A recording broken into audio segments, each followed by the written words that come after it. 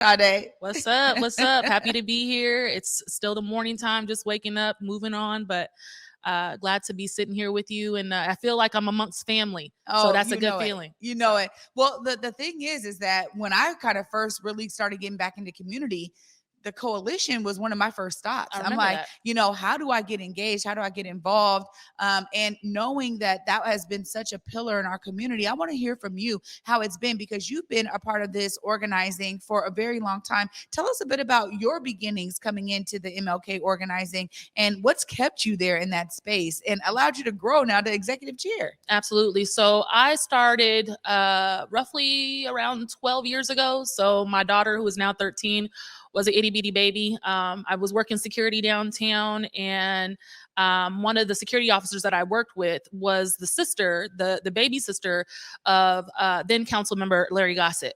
So who is an advisor for me now and has been an advisor ever since. But we would be talking in the office, and we were talking about community, from, mother to mother, we just had this, immediate bond. And she told me about what her brother was doing in the community. So she's like, "Hey, Shaude, I think you should check it out. Here is his number, here's his email. This is when they meet." So I showed up for a meeting. Larry Gossett was the chair, and Camilla Brown was his executive aide, but also doing a whole bunch of amazing things with the coalition at that time. And I just got started. Then I was a volunteer. I was learning. I was eating everything up. And then gradually over time, I just stepped into like a chair role, chairing one of our subcommittees. And then 3 years ago, Mhm. yeah, 4 years ago, I stepped into a leadership role. And at that point in time, I was the youngest Black woman chair under the age of 30. I was then 29.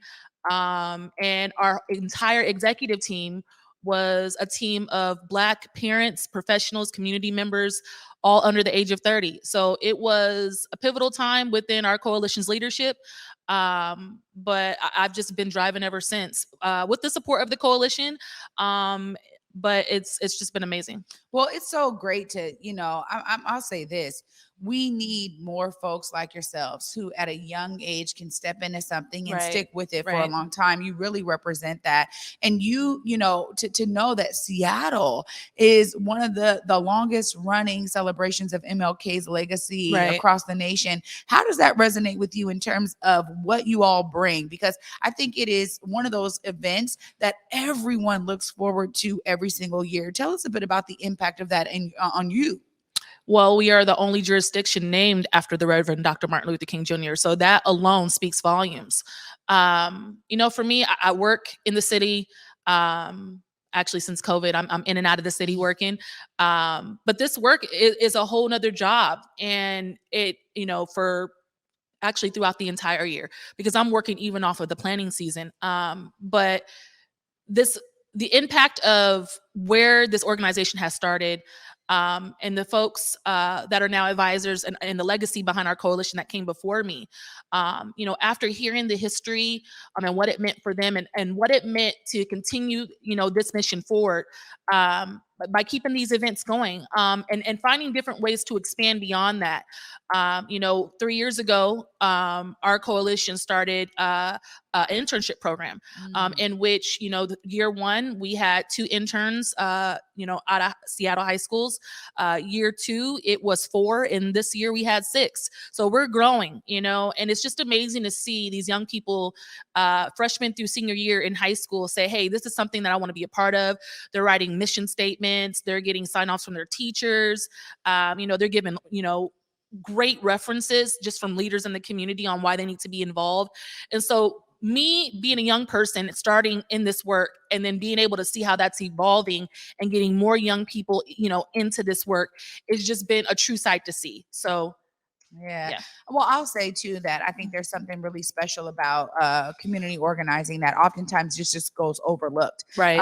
And we talk about it before. I mean, a lot of folks talk about it as being like, oh, it's one of the most thankless things. But ultimately, there's a lot of folks who are very thankful and appreciative. Right. How have you been able to experience those relationships that the organizing coalition has really created? I mean, stemming from all of the way back. That Right. seems like so many generations of relationship. How do you feel that that's really been, a kind of driving force of how y'all have really been impactful in community? I love to network, and I love to volunteer. So being able to see those two come together, by way of me being in the position that I'm in for this coalition has been amazing. This year alone, and I'm saying this basically referencing what I was doing last night because I was working, finalizing the program, which is going to be amazing. If you happen to turn out on Monday, you can see exactly what we've been doing behind the scenes. But well over 75 supporters, sponsors, donors, folks just offering us grants. How can we sign up? How get you to sign up?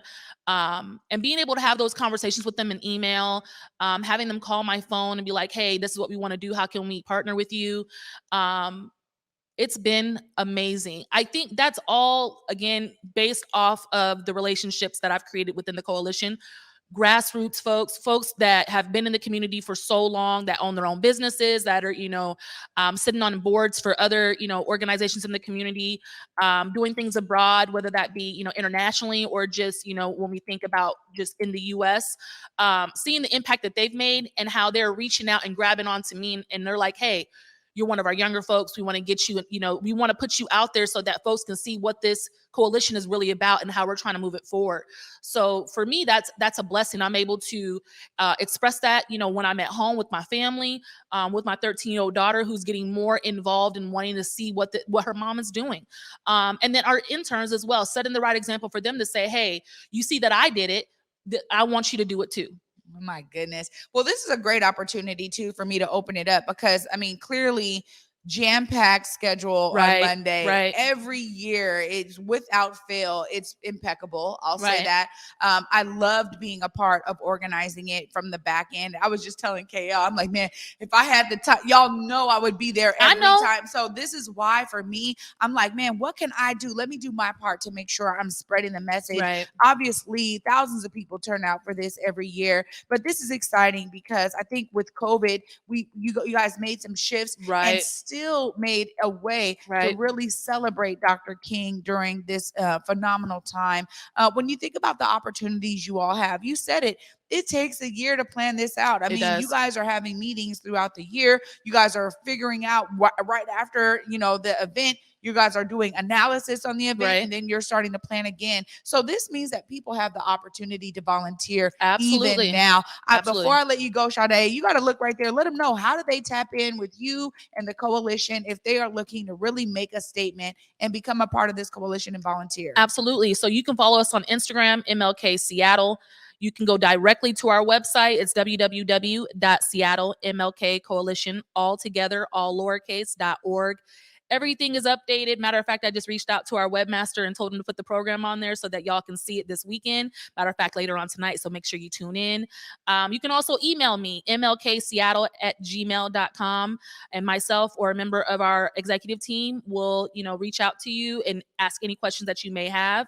And you can come and see me on Monday. I'll be all around, but you'll definitely see me up at the stage. Oh, well, great, Shaude. And, I'm going to be talking to Eula right after this break about the covenant. I was telling, I'm like, hey, we got to make sure some of our MLK folks get the hoodie too, because, you guys really represent the principles that I'll be speaking with Eula about right after this. Thank you so much for everything you give and do. You're phenomenal, Shaude. I appreciate that, sis. Anytime you have updates, this is the space for you. You can come anytime.